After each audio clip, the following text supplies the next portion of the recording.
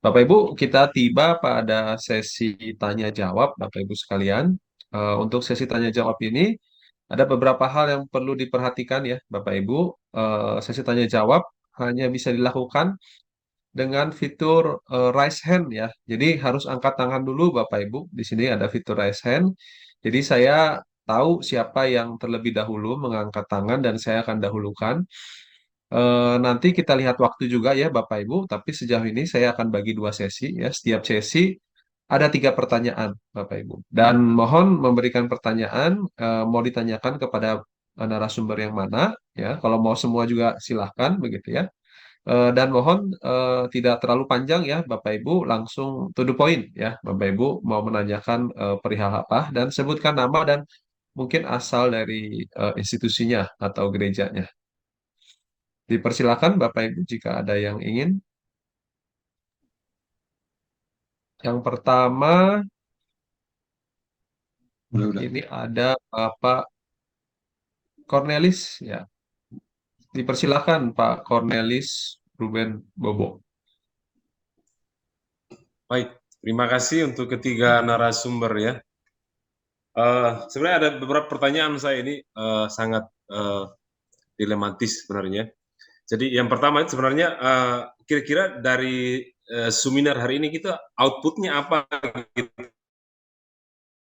Jadi hasil kita ini apakah ini hanya agar menambah wawasan kita atau akhirnya ada nanti goal yang ingin dicapai dari perpaduan tiga narasumber ini gitu. Itu yang pertama. Yang kedua itu kira-kira apa yang menjadi landasan keputusan MPL di tahun 1989 gitu Pak ya, sehingga akhirnya membuat kontra terhadap pernikahan atau kawin beda agama gitu. Pertama, ya yang kedua, yang ketiga itu adalah sebenarnya apa yang ditakutkan gitu Pak. Terutama tadi setelah saya mendengar pemaparan Pak Albertus tadi itu membuat cukup dilematis gitu dalam konteks pengembalaan gitu ya untuk menghadapi dilema-dilema pengambilan keputusan gitu ya. Bahkan saya cukup terkejut tadi ketika dipaparkan tentang tokoh-tokoh Alkitab juga yang ternyata kawin beda agama gitu. Itu sesuatu yang sangat-sangat menarik sekali gitu. Jadi apa sebenarnya yang ditakutkan sebenarnya gitu, sehingga akhirnya membuat larangan-larangan seperti itu gitu. Sejauh itu aja dulu Pak Damso. Terima kasih. Terima kasih Pak Cornelis atas pertanyaannya. Dipersilakan Bapak Ibu, ada yang terlebih dahulu mau menjawab? Mungkin Saya mau Bu bertanya, Eli Pak dulu ya. Pak Tobing. Pak Tobing mau bertanya. Lebih baik dikumpulkan dulu 5 orang gitu ya, baru terus kemudian dijawab. Pak Pendeta Oh, Tobing, boleh, Pak Pendeta boleh. Tobing akan bertanya. Oh, Pendeta Tobing ya. Silakan Bapak Pendeta. Saya sama tadi pertanyaannya, apa yang kita inginkan dari seminar ini. Tapi yang pertama saya mau eh, benar-benar kasih surprise kepada Ibu yang barusan dari segi hukum itu, bahwa saya setuju pasal 2 itu harus benar-benar pernikahan harus seagama. Karena dari iman Kristen pun begitu. Jadi kalau ada tadi di perjanjian lama kata eh, Pak Albertus, di zaman sekarang itu tidak bisa kita terapkan. Kita harus benar-benar mengarahkan anak-anak kita dan warga gereja, termasuk pemuda-pemudi, carilah yang seiman. Karena saya juga begitu. Waktu putri saya dari mulai kecil sampai besar saya katakan, kamu bisa menikah dengan orang Keling sekalipun, dengan orang Bengali, asal satu iman. Jadi ternyata dia dapat NTT, saya nggak bisa cabut lagi pembicaraan saya itu. Saya nggak bisa tekankan harus sama Batak, karena saya sudah katakan asal seiman. Pasal 2 tadi yang dikatakan Ibu itu. Saya senang sekali. Jadi orang Keling yang hitam itu sekalipun kalau datang sama dia asal seiman. Jadi itu yang mau saya tekankan. Nah, yang pertama tadi saya setuju dengan Bapak Pendeta apa Lobo tadi itu, apa yang kita inginkan? Apakah seminar ini mau mengambil kesimpulan bisa beda agama dan ini kita terapkan di gereja, begitu atau bagaimana? Terima kasih. Itu Baik, pertanyaan itu terima yang jawab kasih. mesti PGIW. Iya, tapi baik Pak Albertus Pati maupun Ibu kita harus jawab itu. Nah, saya jawabnya begini, ya Pak Demson. Silakan Memang, Pak Alexander terlebih dahulu ya. Silakan. ya, memang ini pro kontra. memang tadi Pak Albertus Pati mengutip tokoh-tokoh itu, jangan lupa Ruth itu dia mengikrarkan imannya. Allahmu adalah Allah, Tuhanmu adalah Tuhanku.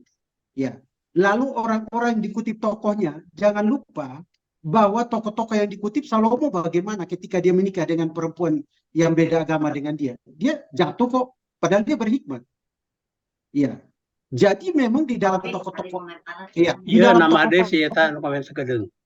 Kita di dia. Bapak Ibu, di dalam tokoh-tokoh Alkitab memang ada narasinya, memang ada konteksnya.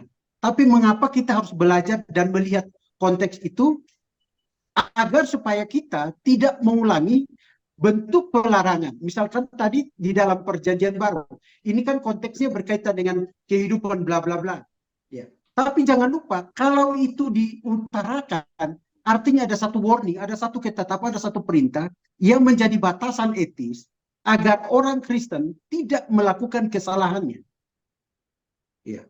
Karena di dalam Perjanjian Lama bentuk penyimpangan, bentuk persinahan, ya, itu dipakai kata-kata itu. Jadi kalau misalkan orang yang nikah dengan orang asing, teks Perjanjian Lama ada yang mengatakan itu dianggap berzina. Berzina itu kan bentuk perselingkuhan.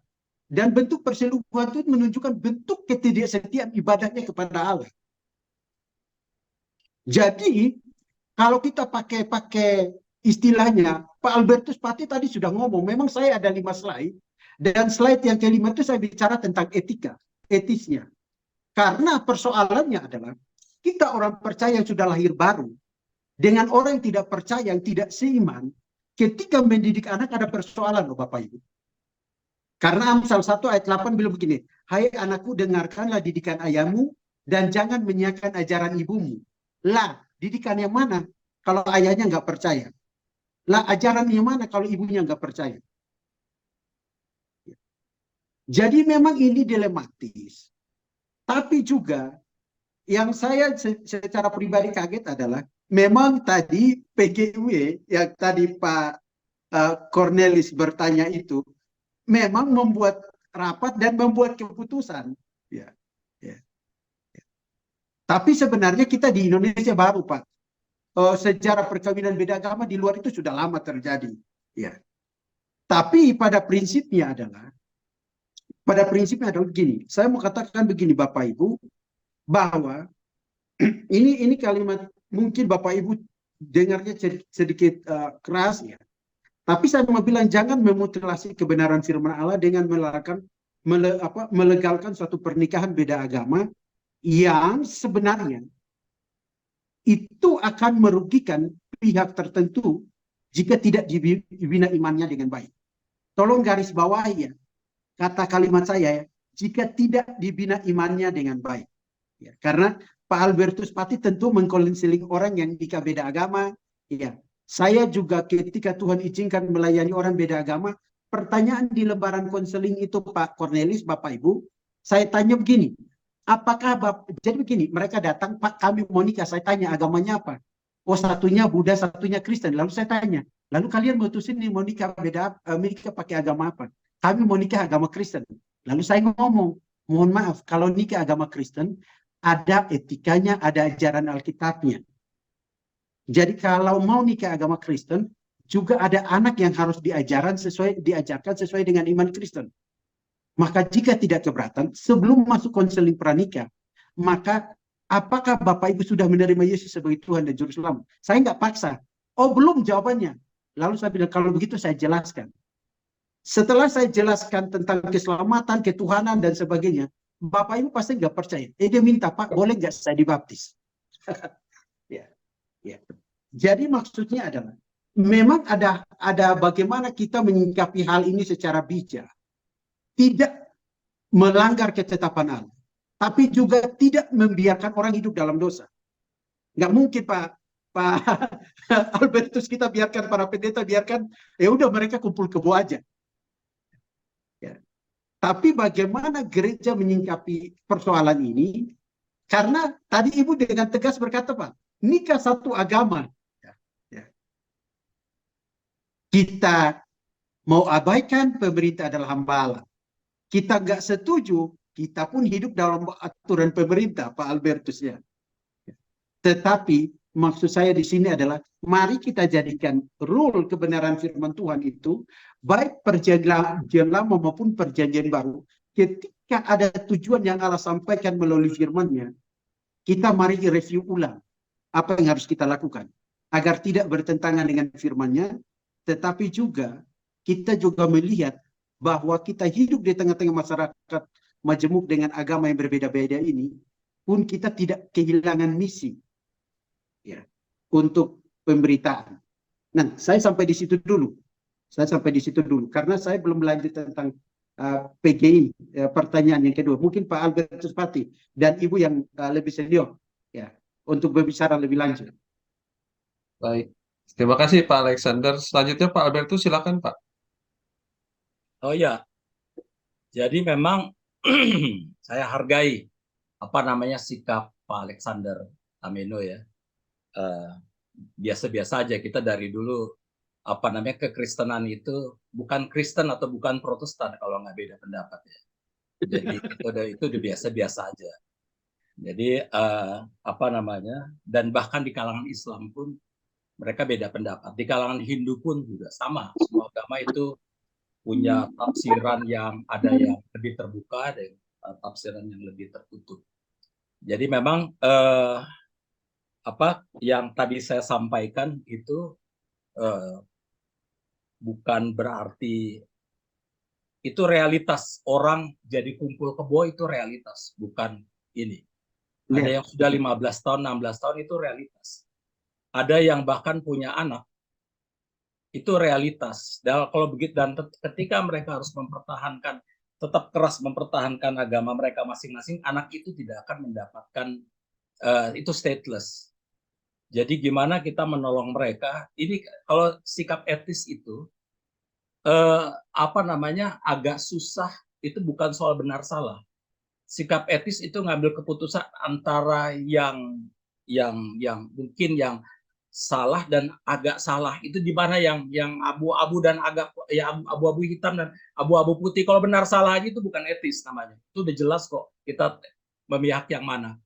Tapi sikap etis adalah sikap di mana kita harus mengambil keputusan di mana dua-duanya ada benarnya, ada salahnya, dan gimana efeknya itu untuk mereka. Dan dalam konteks misalnya ada beberapa yang misalnya dalam konteks tadi sudah menikah lama tapi mereka berdua tetap mempertahankan bukan menikah, kumpul kebo lama tetap mempertahankan imannya, anaknya sudah ini dan stateless, nggak bisa ngurus sekolah, nggak bisa ngapa-ngapain. Kadang-kadang keputusan yang ya tentu saja Pak Alexander, saya juga ngomongin nih, sebaiknya kalian satu agama lah, bicara tentang Kristen. Tapi nggak selalu orang yang kita ngomongin kan semuanya oke, kalau gitu saya masuk Kristen kan gitu ya. Jadi ada yang tetap enggak, saya tetap ada di agama saya. Oke, di dalam konteks begini apa yang bisa dilakukan? Jadi situasi-situasi yang seperti itu, kenyataan realitas yang seperti itu, ada yang bahkan sampai 15-16 tahun kumpul kebo dengan segala macam. Itu yang situasi yang memang harus ditolong. Sekali lagi, itu bukan sesuatu yang ideal. Tetapi itulah bahwa akhirnya mereka bisa menikah dengan baik dan mereka bisa anaknya juga bisa menjadi anak yang punya hak dan dia dicatat sebagai anak bapaknya dan sebagainya. Itu situasi yang, tapi bukan berarti karena situasi itu lalu kemudian kita kemudian istilahnya melanggar norma itu. Sekali lagi bahwa seperti yang saya sampaikan tadi, bahkan di Alkitab sendiri itu tokoh-tokoh yang Alkitab itu nikah beda agama boleh aja, masing-masing punya tafsiran macam-macam. Realitasnya mereka udah nikah beda agama. Orang yang beda suku itu beda agama. Masing-masing etnik itu punya Tuhannya sendiri. Tapi mereka ya Daud ya begitu, ya Abraham dengan Mesir, ya Musa bahkan anaknya pendeta lagi, gitu ya. Jadi itu yang anaknya pendeta Midian. Jadi artinya bahwa memang itu situasi yang realistis, dan di Alkitab itu memang ketegangan antara yang universal dan partikular itu memang ada, ya ketegangan itu ada. Jadi perbedaan saya dengan Pak Alexander itu bukan sekarang, di Alkitab ada, gitu ya. Jadi memang sudah terjadi itu. Jadi memang itu biasa-biasa saja. Jadi oleh karena itu memang kita mesti menyikapi ini juga dengan ini, karena sebetulnya di balik undang-undang ini yang seperti saya tekankan,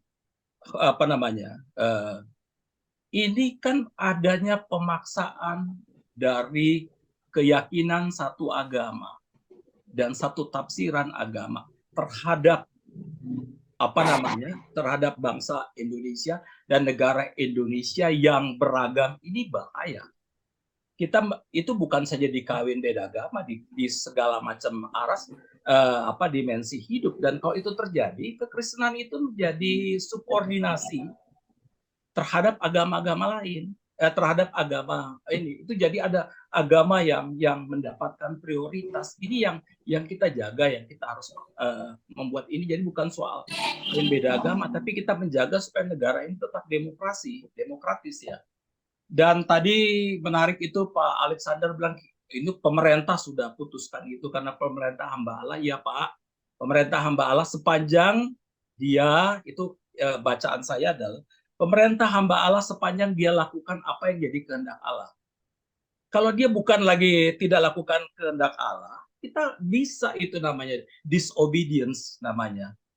Jadi memang jangan cuma karena pemerintah udah putuskan lalu kita jadi ikutin aja dan sebagainya dengan ayat bahwa pemerintah hamba Allah. Nanti kita kehilangan daya kritis, kita jadi orang yang menurut orang Yunani itu idiot.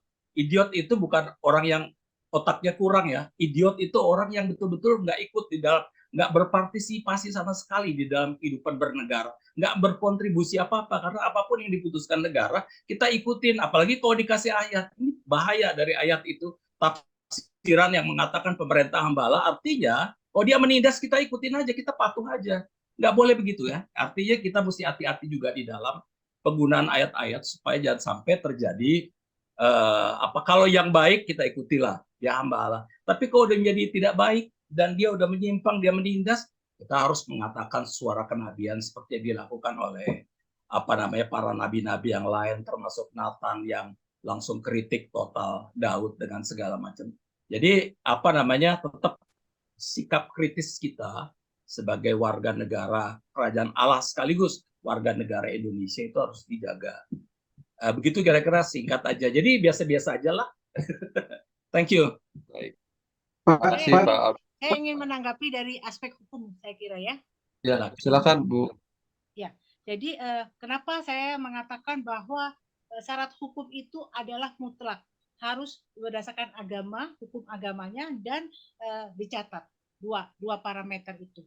Kemudian pertanyaannya adalah begini, dalam masyarakat jangan sampai masyarakat di pagi hari dia ijab kabul, kemudian di sore hari dia pemberkatan, karena tadi mau cari aman ya, atau dia salah satu sudah mengikuti agama yang lainnya.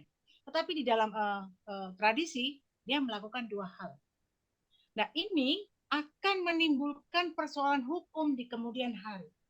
Apa persoalan hukumnya? Ketika yang satu melakukan ijab kabul, dicatat di KUA.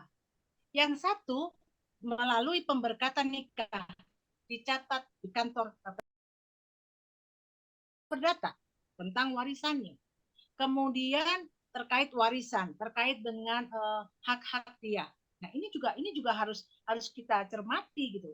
Jadi boleh saja mereka awalnya beda agama, tetapi sebaiknya ya harus mengalah, harus tetap satu agama. Kalau memang dia Kristen, ya dua-duanya memang sudah memenuhi syarat-syarat atau etika Kristen tadi sudah disampaikan oleh Pak Pendeta, dua pendeta tadi.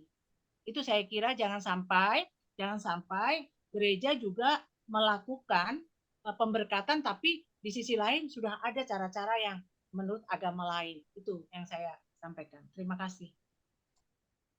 Baik, terima kasih banyak ya, Ibu Eli. Bapak Ibu, sebelum kita lanjutkan diskusinya, ini kita akan masuk pada sesi kedua ya, Bapak Ibu, pertanyaan. Kita dengarkan dulu pertanyaan dari para peserta. Mungkin yang pertama ini ada dari chat dulu sebelum masuk ke yang raise hand ya. Selamat siang Pak Pendeta Pati, saya Gurning dari Pamitran. Mau nanya, apakah alasan HAM Bapak merekomendasikan kawin beda agama? Nah, selanjutnya kepada Ibu Dokter Esther ya. Silakan Bu Dokter Esther untuk menyampaikan pertanyaan.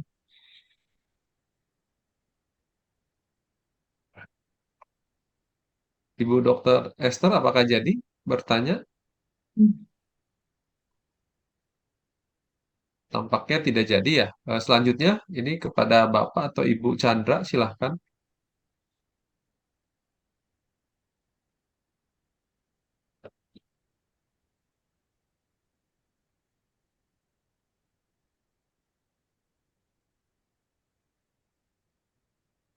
Bapak atau Ibu Chandra, apakah jadi bertanya?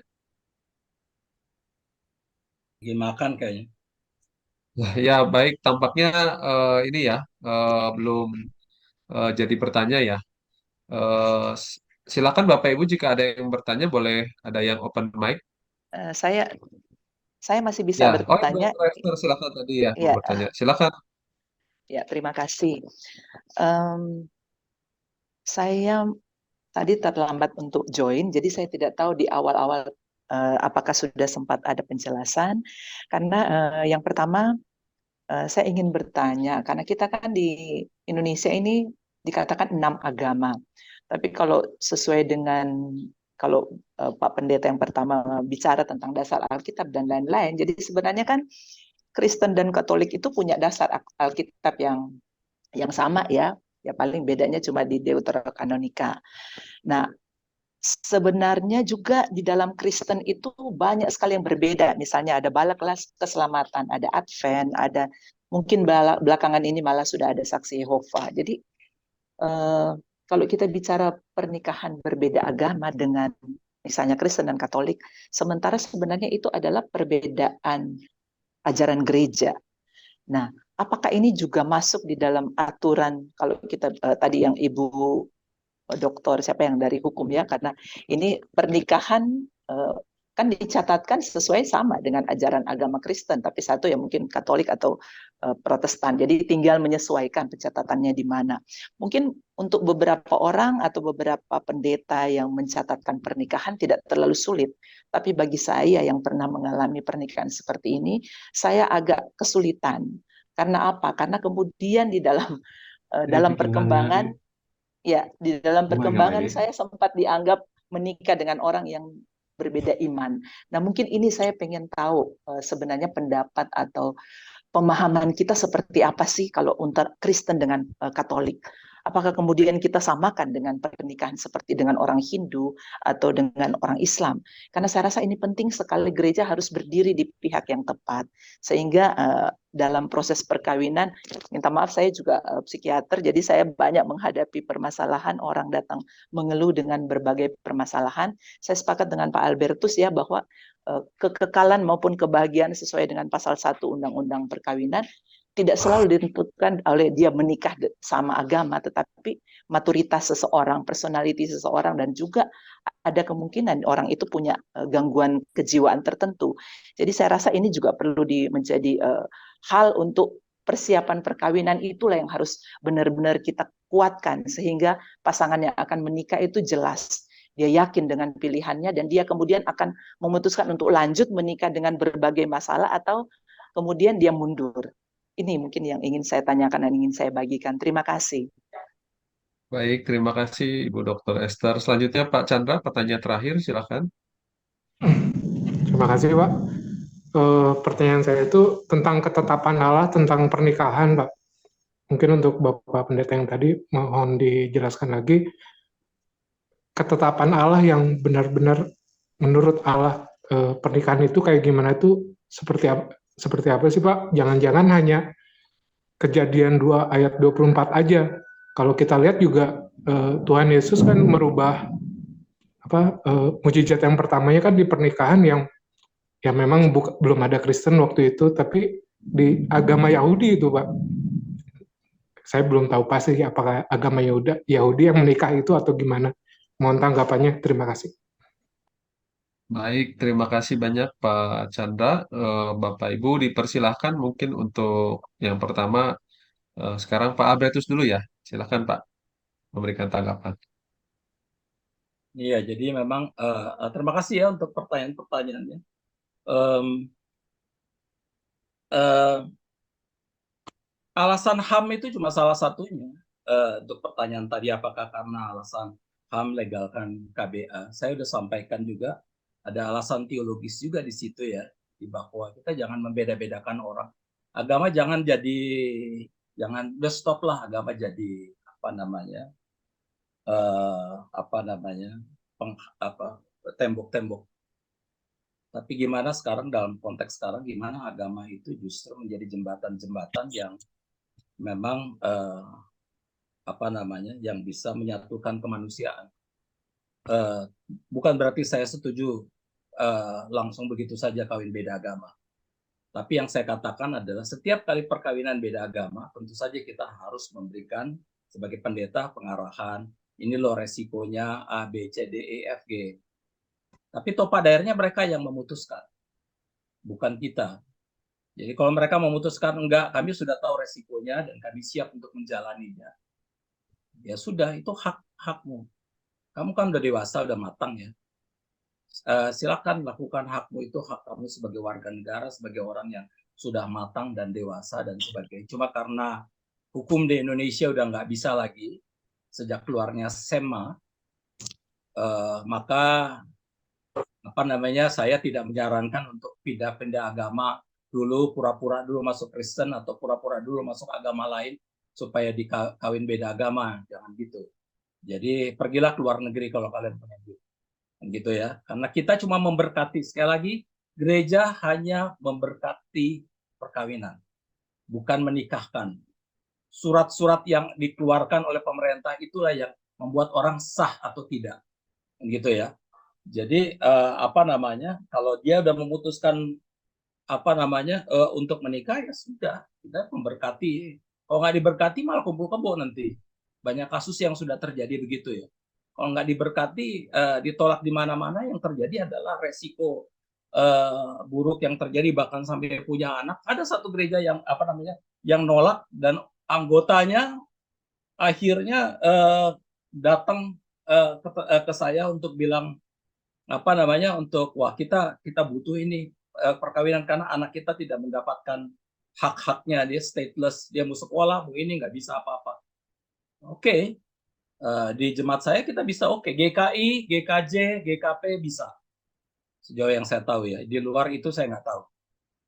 Bisa kawin beda agama. Kami mengambil langkah-langkah yang tentunya mungkin tidak ideal, tapi itulah yang lebih realistis di tengah-tengah situasi yang ada untuk menolak jangan sampai terjadi yang lebih buruk lagi terjadi. Kumpul-kumpul kan sesuatu yang lebih buruk ya. Jadi kita harus kadang-kadang minus malum. Kalau di dalam konteks etika itu namanya minus malum. Ambil pilih sesuatu yang agak kurang jelek dibanding pilih yang jelek. Kira-kira begitu ya. Saudara-saudara. Jadi memang ini pilihannya bukan antara baik dan buruk, tapi pilihannya ini ada beresiko semuanya. Kemudian Bu Dokter tadi betul bahwa Western pemahaman Protestan itu selalu beragam. Katolik pun meskipun mereka sendiri ikutin apa kata apa namanya Vatikan, tetapi Katolik pun di beberapa tempat bisa lakukan perkawinan beda agama juga. Jadi ada keragaman tergantung teologi mana yang dia pakai. Kalau teologi yang lebih agak tertutup primordial ya sudah nggak boleh. Kalau pastornya lebih open ya bisa dan sebagainya. Misalnya dulu salah satu stafnya Jokowi menikah secara Katolik gitu ya, yang perempuan Islam kan gitu. Jadi tergantung. Jadi selalu ada pro kontra yang gini-gini. Ya biasa-biasa aja. Kalau pro kontra bilang yang satu sesat, anak setan dan sebagainya, sekarang nggak usah lah hindari kata-kata sesat, anak setan dan sebagainya. Pro kontra itu jadi bagian dari kehidupan kita. Jadi kita harus belajar menerima perbedaan-perbedaan itu tanpa jadi apa namanya dengan tanpa mengangkatnya secara emosional. Dan teman-teman NU itu udah berhasil lakukan itu, misalnya dengan mengatakan nggak ada lagi ya penyebutan kata kafir untuk orang yang non Islam. Itu artinya dia ingin mengatakan perbedaan biasa-biasa aja, nggak usah lagi dimasukkan di dalam konteks yang emosional, beda berarti sesat. Itu bahasa-bahasa abad lalu lah, yang di dalam dunia yang seharusnya semakin beradab, kita mestinya pakai bahasa yang lebih enak dan sebagainya. Soal dosa apa enggaknya, itu nanti Tuhan aja ya yang tentuin. Kemudian tadi Pak, yang pertanyaan terakhir itu, ya ketetapan Allah tentang perkawinan itu kan memang tadi toh pada akhirnya manusia yang menafsir. Ada yang menafsirkan yang dulu dari zamannya Nehemia, Ezra, zamannya Ulangan itu tetap dipakai dan sebagainya. Yes, itu kebebasan. Tapi ada yang melihat, enggak, ini konteksnya beda. Ini konteks konteks di mana mereka sedang di dalam situasi tertekan, dijajah, lagi butuh identitas. Mereka harus jaga identitas, kalau nggak hancur di tengah-tengah masyarakat yang sangat-sangat mayoritas itu. Jadi mereka harus jaga identitas. Dalam konteks yang seperti itu, wajar kalau ada pelarangan kawin beda agama, itu biasa kok. Teologi itu selalu mencari apa sih kehendak Tuhan di dalam setiap konteks yang berbeda-beda itu. Itu berteologi namanya. Kalau setiap konteks apa yang dikatakan sama, itu udah nggak berteologi namanya. Jadi hukum pun begitu kan. Hukum pada zaman pemerintahan Orde pada zaman Belanda beda, pada zaman Soekarno ditafsirkan beda, pada zaman Orde Baru beda, pada zaman reformasi beda juga penafsirannya. Karena gimana kalau dia semuanya zaman Belanda diikutin semuanya, itu bukan ahli hukum, itu bodoh kan namanya kan gitu ya. Jadi dia selalu melihat konteksnya, lalu kemudian menyesuaikan dengan situasi yang ada, bagaimana hukum menjawab dan merespons persoalan-persoalan baru yang muncul di tengah-tengah situasi yang ada. Jadi memang biasanya Pendeta R.H.L. Tobing itu dukung saya selalu, sekali ini dia beda-beda sama saya ya. Oke, cuman itu aja. Thank you. Baik, terima kasih Pak Albertus. Selanjutnya Pak Alexander, silakan. Baik, terima kasih Pak Jameson. Memang tadi Pak Albertus itu selalu berbicara tentang konteks ya. Tapi konteks itu sekali lagi Bapak Ibu selalu berkaitan dengan narasi, cerita yang dibangun pada masa lampau. Dan relevansinya terhadap persoalan sekarang pun harus dipahami. Dan itulah teologi Pak ya, menafsirkan. Nah, tapi juga Bapak Ibu perhatikan ketika tadi saya bicara berkaitan dengan pemerintah, memang Alkitab di Roma pasal 13 ayat 2 itu bunyinya begini, sebab itu barang siapa melawan pemerintah, ia melawan ketetapan Allah. Dan siapa yang melakukannya akan mendatangkan hukuman atas dirinya. Di sinilah kita harus bertindak bijak, agar tidak melakukan sesuatu yang dalam batasan-batasan kebenaran. Ya, kalau hukum itu bertentangan dengan firman Tuhan kan nggak mungkin kita melalaikan itu. Kita harus betul-betul konsisten. Nah, maksud saya di sini adalah ini topik dilematis, ya, Bapak Ibu. Dan pernikahan ini persoalan. Kalau saya dengan Pak Albertus Pati, kalau boleh membuka data, Pak Albertus Pati itu tadi mengungkapkan data berkaitan dengan nikah beda agama ada. Saya juga membukakan data nikah yang tidak diizinkan Tuhan beda agama pun ada, banyak argumentasinya. Namun yang saya maksudkan di sini adalah mari kita pahami, pelajari kebenaran firman Tuhan dengan tepat. Kita pahami sesuai dengan konteks sekarang dan aplikasinya untuk pelayanan kita masing-masing di gereja. Tanpa menghilangkan misi. Itu penting sekali. Tanpa menghilangkan misi. Apapun Bu, perbedaannya berkaitan dengan Katolik, Kristen Protestan, maupun mungkin GKI, ya GKJ, GKP, apalagi dengan Metodis, ya kami ya. Itu ada perbedaan mencolok berkaitan dengan masalah diberkati nikah agama dan tidak. Ya. Tetapi di dalam konteks itu, kita melihat bahwa ada satu pelayanan yang Allah izinkan untuk gereja terlibat di dalamnya. dan bagaimana gereja harus menyikapi hal ini dengan bijak tanpa kehilangan arah kebenaran.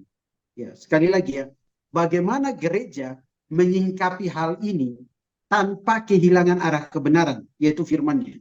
Nah, itu kira-kira dari saya. Nah, tadi Pak, dan ada satu lagi tadi bertanya, saya nggak tahu apakah mereka dulu tuh nikah agama Yahudi. Ya, itu Yohanes pasal 2 tentang perkawinan di Kana. Ya, ya, apakah mereka nikah agama Kristen? Ya, lepas agama Yahudi, agama Kristen yang penting ada pernikahan, Pak. tapi dari sini kita belajar bahwa ketika terjadi pernikahan, ya, di fase peristiwa itu kan ada hadirnya Tuhan kan di situ. Ya, di dalam pernikahan itu kalau Pak Albertus berkati orang juga kan pasti ada kalimat dalam nama Bapa, Anak dan Roh Kudus. Ya. Kecuali kalimat itu sudah berubah, kan itu menjadi persoalan tersendiri. Ya. Tetapi lepas daripada pro kontra itu Bapak Ibu, jangan lupa bahwa memang tadi di dalam narasi cerita itu memang ada kata jangan, memang berkaitan dengan situasi kondisi politik, perang, berkaitan dengan sosial, berkaitan kehidupan budaya pada masa lampau. Namun narasi itu membawa kita untuk memiliki pemahaman bahwa kata jangan itu perlu kita renungkan kembali agar bijak dalam bersikap. Ya, kira-kira seperti itu. Ya, Tuhan berkati. Terima kasih Pak Pendeta Alexander. Selanjutnya Ibu Eli Baharini. Terakhir silakan ada tanggapan Ya, pertanyaan-pertanyaan tadi. Terima kasih. Tadi menanggapi Dr. Esther bahwa bagaimana pencatatan perkawinan. Sebenarnya pencatat perkawinan itu kan hanya 2 ya. Kalau yang Muslim di KUA, kalau yang non Muslim apapun agamanya dia di kantor pencatat perkawinan dan dinas kependudukan. Saya kira itu cukup jelas. Kemudian teknisnya bagaimana dilakukan agama Kristen dan Katolik sama-sama diberkati. Prinsipnya kalau dari aspek hukum adalah pasal 2 tadi harus dilakukan secara agama. Agamanya mana itu kan? Ya, itu jelas. Saya kira saya fokus di ketentuan undang-undang saja. Terima kasih. Baik, terima kasih banyak Ibu Eli atas jawabannya. Bapak Ibu mohon maaf sekali karena waktunya sangat terbatas. Untuk pertanyaan sudah tidak dapat dilakukan lagi, begitu ya. Jadi ini adalah akhir dari acara kita ya, seminar kita hari ini yang sangat luar biasa ya, narasumber menyampaikan berbagai materi dari berbagai sudut pandang teologis maupun hukum, begitu ya. Bapak Ibu, dengan demikian seminar perkawinan beda agama menurut pandangan teologis dan sah secara hukum ini sudah selesai. Kita karena sudah dibuka dengan doa, kita akhiri seminar ini, ditutup juga dengan doa. Kepada Ibu Pendeta Rizka dipersilakan Bu untuk menutup dalam doa. Baik, Bapak Ibu, kita telah mengakhiri diskusi kita siang hari ini dalam perbincangan mengenai pernikahan beda agama. Terima kasih kepada para narasumber yang telah menjadi berkat bagi setiap kita, baik kepada Bapak Pendeta Alexander Pameno, Bapak Pendeta Dr. Albertus Pati, dan juga kepada Ibu Eli Baharini.